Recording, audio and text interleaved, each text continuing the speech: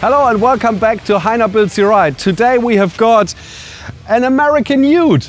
It's a F-250 with the F-350 chassis. I got no idea how that works, but that's what the customer told us this is. This is actually supposed to go to certain gas stations and supply small spare parts to the pump stations. That's what the crane in the back is for. But before I go into too much detail, let's roll the intro.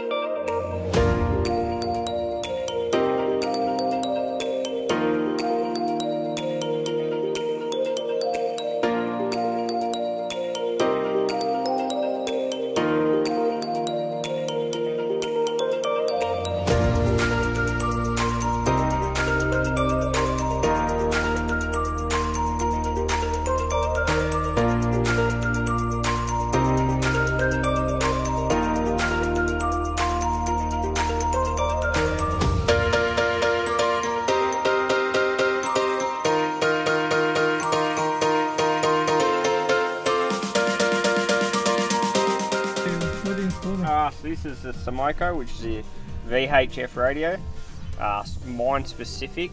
Specific mines have specific channels and they have to be registered.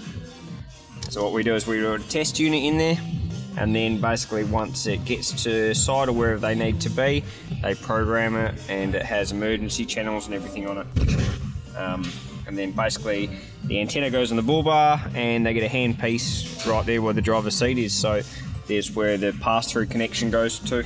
And it's all hidden away underneath the seat, so no dramas there. You don't see any of it.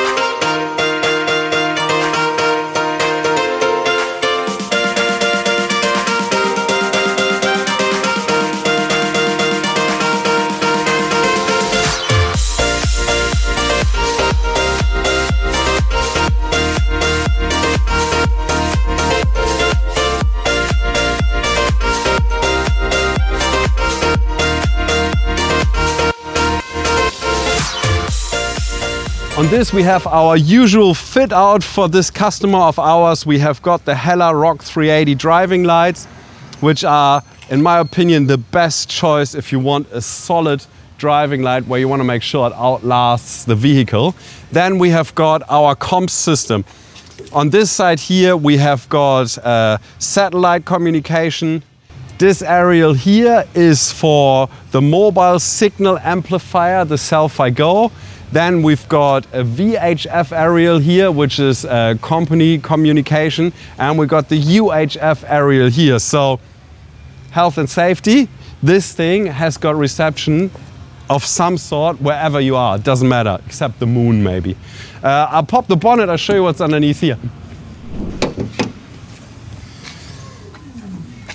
Tiny engine, only 7.3 liter twin turbocharged. You wouldn't even put that in a lawnmower. And then what we've got here is our power distribution on the start battery. So we've got a rear Anderson plug for towing trailers that need power to them. We've got our DC hub power pickup, and our driving lights go through a fuse here as well. All MIDI fuses. And then on this side, there's another battery, which has got, they are just in parallel, these batteries. And this has got the crane on it because the power supply to the crane is coming off the start battery itself. These are converted vehicles, so they usually are left-hand side drive vehicles. When they come to Australia, they are being converted to right-hand side drive vehicles. So there are a few things in here that aren't exactly factory. There's a company on the East Coast that does the conversions here in Australia. That's already it. There's not much more under the bonnet except for the pickup, because this vehicle has already got a lot of things under the bonnet. Whoops.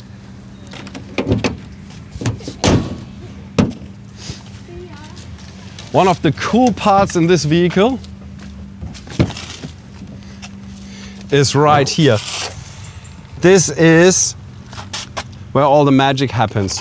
So as you can see, we've worked together with the guys from Custom Overland Solutions. Chris and Rob have done a fantastic job. So they made this rear seat delete. There's a 2000 watt Redarc inverter right in here where we put a power board in here. This is feeding the vehicle internal 240 volt system. Then we've got our Iridium Go satellite comms. We've got charge ports here, USB and accessories.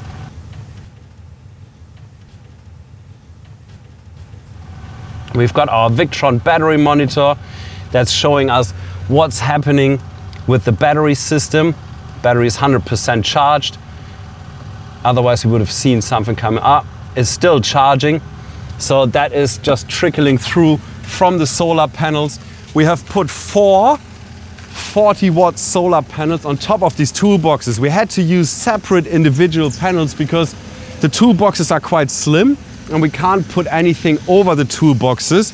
So we had about that much room to put solar panels, and these fit perfectly on the top there. We've also got our 60-liter Engel fridge in here, quite easily accessible.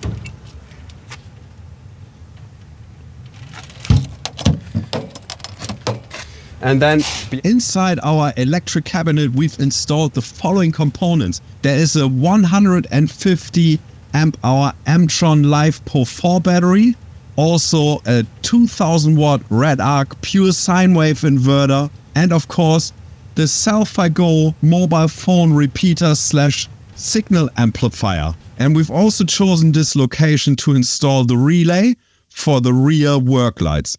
We have got a junction box to connect the front and the rear multi-core cables together and have them easily accessible. And then of course the shunt twin A&L fuses in our twin A&L fuse holder. Later on everything will be covered with the lid and the fridge will sit on top of it, but it's still easily accessible in case anything needs to be modified, tested or accessed for other reasons. And then behind the front seat,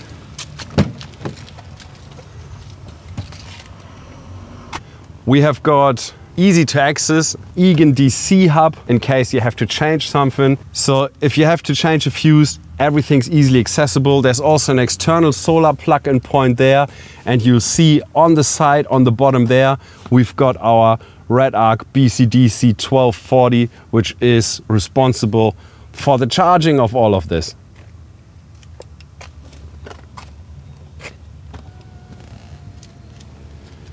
Cool, that's good. And on this side here in the driving area, what we've got is a switch panel here.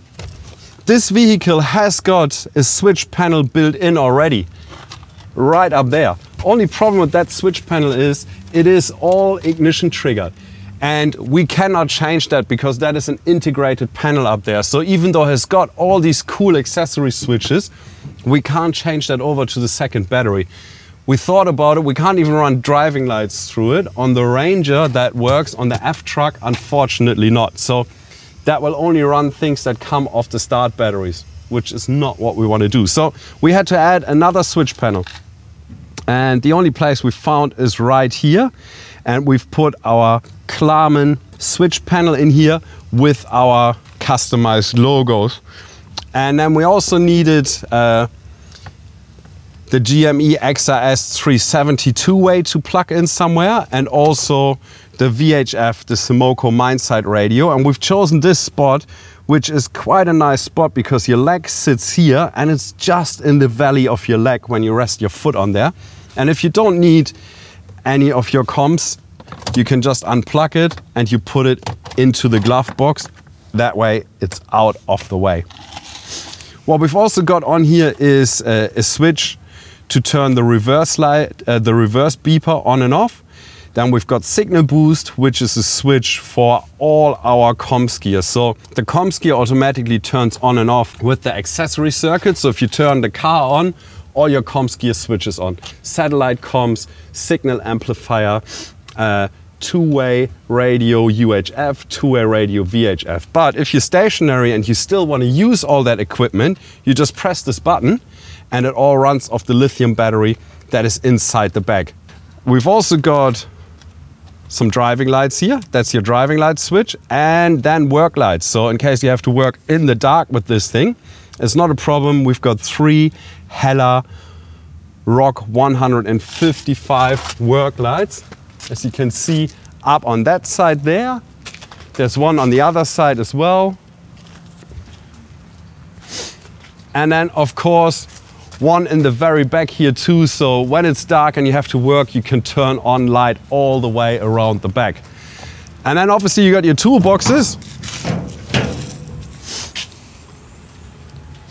There's a bit of space in these. And we had to run a fair bit of wiring through these toolboxes because we've got National Lunar lights on our National Lunar light brackets here. 2 per toolbox, and obviously these switch from white light to orange light as well, dimmable in 3 stages. And then in here we've got a power distribution inside the toolboxes. So we've got a multi-core cable coming in from the cab, going into this junction box, and then we split the circuits up for the National Lunar lights, we split it up for the work lights, for the solar panels, and then we go to the other side, which has another junction box where we take all the power for all the equipment that's mounted to the other toolbox. I should be able to put a fair bit of stuff into this thing. I'll show you some more stuff on the other side.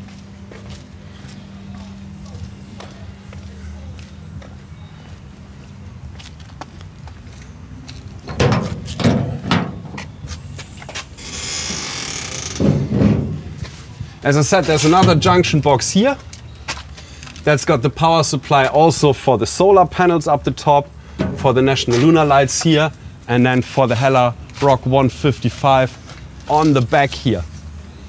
All switchable from the cab, so in case you arrive somewhere in the dark and you need light, you can just turn the light on from the cab, then get out, all MineSight compliant and safe. And another cool thing, this has got an ARB twin piston compressor in it, switch right here, and it's got a hose reel with a nittle fitting. So if you need to work with power tools, if you need to inflate tires, it's all ready to go. You just need to plug your tools in. You're gonna have a rattle gun in here, a tire inflator, or just an air blower. And it's all in this compartment, nicely tucked away as soon as you close it.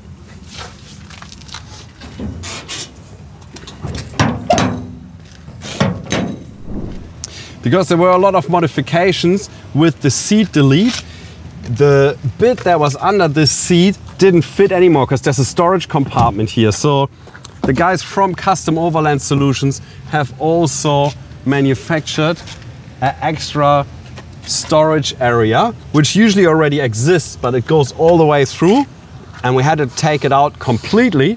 So now there's a neat little storage area here that will get the VHF connected to it. That's right there, but the customer is supplying that later. And you can see the Redarc DCDC charger on the side there.